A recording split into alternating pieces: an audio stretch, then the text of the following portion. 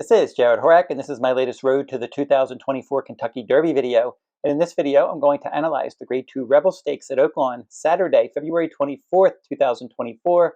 I went 2 for 2 on my Derby videos last week. I got Sierra Leone, my top choice and my top-ranked Derby contender, home in the Risen Star Stakes. And then I also tabbed Stronghold in the Grade 3 Sunland Park Derby. So let's see if we can make it 3 straight with this Rebel Stakes. If you're interested in checking out my Kentucky Derby and Kentucky Oaks reports, I write those reports weekly at todaysracingdigest.com, and you can find those reports on their Kentucky Derby page. So when you go over to todaysracingdigest.com, on their front page near the top, you're going to see a Kentucky Derby tab, and you click on that tab and it will take you over to the Digest Derby page, and there you will be able to read my Kentucky Derby and Kentucky Oaks reports. I post them weekly every Monday and Tuesday. I posted my latest reports on February 19th for the Oaks and February 20th for the Kentucky Derby, and you can read both of those reports at todaysracingdigest.com on their Kentucky Derby page. And now we'll get into the analysis of this video. But quickly before I do, if you're interested in a complete digest for free, you can get one free complete digest from now through the end of April. And all you got to do is go over to todaysracingdigest.com and go over to their complete digest page, and you can use promo code DERBY5424, and you will get one free complete digest from now through the end of April. The complete digest tracks that they cover Oaklawn, Gulfstream, and Santa Anita Park. So if you want one of those complete digests from one of those tracks any day from now through the end of April, use that promo code. In the description in this video, I'll provide a link to the complete digest page, and then also I'll have that promo code in the description in this video as well.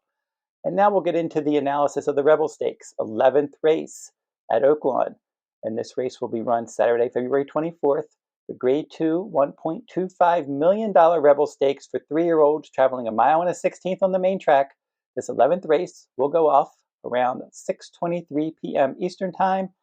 Carbone is number 1 for Steve Asmussen. He's 15-1 morning line, and he won his first 2 starts at 6 furlongs and 1 mile by 8 lengths and 4 lengths, and he went wire to wire in both of those races. And then he dueled and he weakened last time out in the mud in the Grade 3 Southwest Stakes. He was the favorite. He was beaten 21 lengths.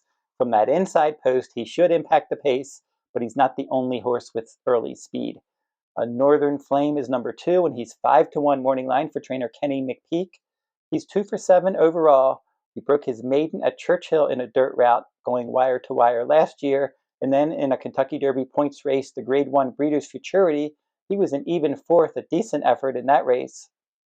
The Grade 3 Street Scent Stakes, I liked him in that race. He was 3-1. It was a 5-horse field. He's chased from second.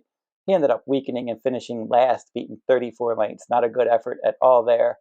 And then in his last 2 starts at Oaklawn, Optional Claiming Company, he was 4th, beaten 9 lengths from an outer post on December 31st.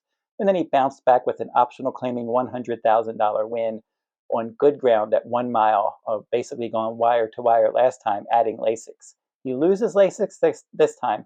They paid $425,000 for him. He likes to get forwardly placed, but some others are quicker than him early, most likely. Common Defense, a 30-1 long shot for trainer Kenny McPeak. He's only run 3 times. He has a win, a second, and then a 5th place finish, beating 17 lengths in the Southwest last time. He was decent in his debut, stalking and finishing a clear second.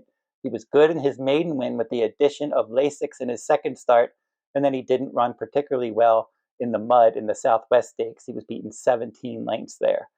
So he's going to have to run a much better race. And so far with Lasix, he was very good, but he hasn't really even run a fast race yet.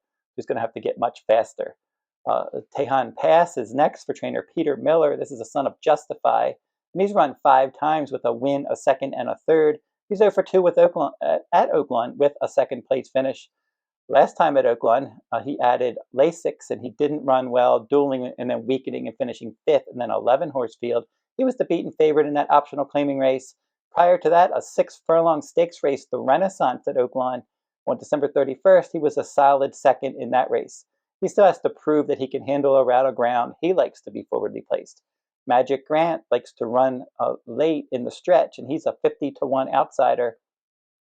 He won the Clever Trevor Stakes and that was his maiden victory, second time out at Remington Park at 7 furlongs. He rallied from 12 lengths back to win, going away by 4 lengths. He ran okay in the Springboard Mile. He was a solid third. He got a lot of pace help. That wasn't a fast race, and he was well clear of the rest of the field that day. And then in the Southwest, as a 45-1 long shot, he was last for much of the running, and he passed one horse. He was beaten 27 lengths. Really going to have to pick up his game. This race should set up for a horse coming from off the pace, though, but he just doesn't look quick enough. Dimatic is next for trainer Steve Asmussen, and this is a son of Gun Runner, and he's adding blinkers in this race, and his speed ratings have improved in all 3 starts. He was 6th, beaten 7 lengths in the debut, and then he rallied to finish a solid third second time out, and he stretched out from 7 furlongs to a mile and a 16th, and then a wet track at Oaklawn last time in the slop. He ended up breaking his maiden from off the pace by 3 lengths, and he was the favorite there. He's getting faster. He can at least track the pace, and with the blinkers, I would expect that he probably will stalk the pace in here. Tyler Gaffalione is his new rider, and he has some upside, and maybe he's a horse that you can look at to upset the field if the favorite doesn't fire in here. And the favorite is number 7, Timberlake, and he is probably the deserving 6-5 morning line favorite. They paid $350,000 for this son of Into Mischief. Looking at Lucky is the dam sire. Good pedigree, good connections. Brad Cox, the trainer. And Christian Torres is going to ride this one for the first time. He was well beaten as the favorite in his debut. He broke slow there at Ellis Park last summer. And then second time out, they made him the favorite again. He added blinkers, and he dueled, and he kicked away, and he ran off the screen, and he broke his maiden by more than 9 lengths. And then I made him my top choice in the Grade 1 Hopeful. They bet him down to 2-1 that day. He didn't have a great start. He raced wide. He was in between horses in an uncomfortable spot, and he ended up finishing second. Nutella Fella rallied from last. The pace really fell apart there, and Nutella Fella was able to take advantage and win that one. Timberlake ran a good second that day.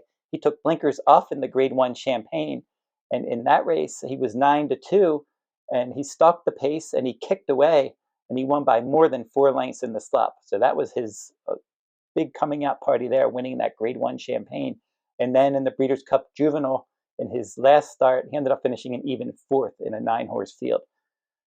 He's been training well for this race. February 10th, he had a nice bullet workout, and he looked good. It wasn't just a fast workout. He looked good visually working as well. 5 furlongs in 59-2, best of 46. Then he came back with another decent workout, 5 furlongs in a minute, third best of 45. And he's been working out at Fairgrounds, and now he ships to Oaklawn for this race. Class of the field. He's the fastest horse on paper. Would not be surprised if he won this race. Next level is a 30-1 long shot for trainer Keith DeSormo. 1 for 7 with 2 seconds and a third. He did win at this distance, breaking his maiden at the Fairgrounds, going wire to wire on November 23rd. That was a slow early, fast late race. Then in the Gun Runner Stakes, the pace was fast and he was dueling, and he couldn't keep up with Track Phantom, who won that race. Sneed was second, Nash was a clear third. This horse ran last, beaten more than 30 lengths. And then in an optional claiming race last time at Oaklawn on a good track, and in that 1 mile race, it was an 11-horse field. He rallied wide and he missed by a head. So new tactics there, because his prior races, in his maiden win, he went wire to wire in his in a maiden race, in a sprint at Del Mar, He set the pace and he finished second, and he went wire to wire in his maiden win at Fairgrounds. So in his best 2 races, he was up on the pace prior to last time, where he showed that he could rally from off the pace. He only paid $20,000 for this one, and he's earned $115,000. Keith DeSormo likes to get these bargain purchases, and then typically they run much better than what they were expected to do on the track based on the purchase price. But this is one, I don't know what style they're going to try, but just based on the amount of speed in here, maybe they're going to try to make him into a closer just like they did last time. That could be his new style. Laygnos is next, and he should be up on the pace for trainer Steve Asmussen. In the Smarty Jones Stakes, he set the pace, and he weakened to finish 6th. Prior to that, he won an optional claiming race, stalking the pace at Churchill. So he's one that he took some money in the Smarty Jones, but he's going to have to run better here, and I'm not sure this race is really going to set up for him. Mena is next, and this is a son of Hard Spun. He's won a couple races. He broke his maiden by 12 lengths at Keeneland at a maiden claiming 30. They claimed him that day, and then he won his next start in a starter allowance race. And then last time out in an optional claiming race, he was 31-1. He was only a neck behind Northern Flame. So if you like Northern Flame, maybe you got to consider this one a contender as well. Outside Stalking Trip is expected. Just Steel is very consistent for trainer D. Wayne Lucas, the son of Justify. In his last 3 starts, he won the Ed Brown Stakes at 6.5 furlongs at Churchill. And then he stalked, he led, and he was second in the Smarty Jones Stakes. And then last time in the Southwest Stakes, Mystic Dan ran away with that one, and Just Steel just held off closer Liberal Arts by a neck to hold that runner-up spot. So he's run well in his last 3 starts. Technical speed, outside Stalking Trip is likely. Wouldn't be surprised if he was in the mix, probably to hit the board. I'm not really sure that he's going to win this race, but I could definitely see him finishing somewhere in the money. They paid $500,000 for this one. And then number 12 is next, Woodcourt. And this one is 4 for 9 lifetime, back-to-back victories. He was claimed out of an optional claiming 50,000 win at Turfway at 1 mile in December. And then last time out at Oaklawn on a good track from post 11 and then 11 horse field, he rallied from the back of the pack to win by a head over Next Level. Mentioned Next Level already in this race. So I guess if you like Next Level, maybe you got to consider him a contender as well. Next Level's 30-1. This one is 20-1. Time for Truth is a 15-1 long shot for trainer Ron Moquette. This is a son of Omaha Beach. Rafael Bejarano is going to ride. And Rafael Bejarano and Ron Moquette show a profit together as a team. And this one broke his maiden for that jockey trainer team in his debut, dueling and winning by a length and 3/4 at 6 furlongs at Oaklawn on December 31st. Runner-up was the next out winner. Time for Truth came back in the Ozark Stakes at Oaklawn at 6 furlongs in the mud, and he battled on the pace, and he was able to hold second that day. Stretching out after 2 sprints, he's one of several horses that should be forwardly placed. This race definitely goes through Timberlake, and I'm not going to try to beat him in here. He's my second ranked Derby contender. I think they found a really good spot for him to start his 3-year-old season. He's clearly the class of the field. He's the fastest horse. He's got tactical speed to work out a good stalking trip. He's training well. There's a lot to like here. Brad Cox very good with these layoff runners, and Brad Cox has a lot of success in these Kentucky Derby points races. And I would expect that Timberlake right now looks like his Brad Cox's top Kentucky Derby hopeful, and I'm sure he has this one ready to run a decent race in here.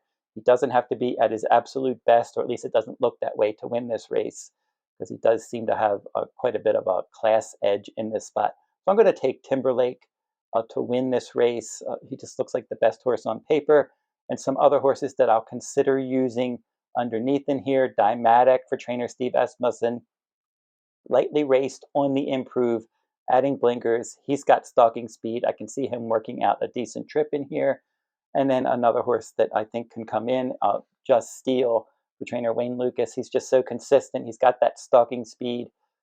He runs his race no matter what the pace scenario is as well. In the Smarty Jones, the pace was quick, and he was stalking that quick pace, and he finished second. Then the pace was slower in the Southwest, and he stalked, and he hung in there and finished second there as well. So Just Steel is one that's versatile, and I think if you're playing exotics, definitely throw him in along with the 6 Dimatic. Also, don't forget to like, subscribe, and comment if you like this horse racing content. That will wrap up this video. I'm going to keep doing all of these Derby and Oaks points races on my YouTube channel, so keep checking for those. And until I see you next time, good luck at the races.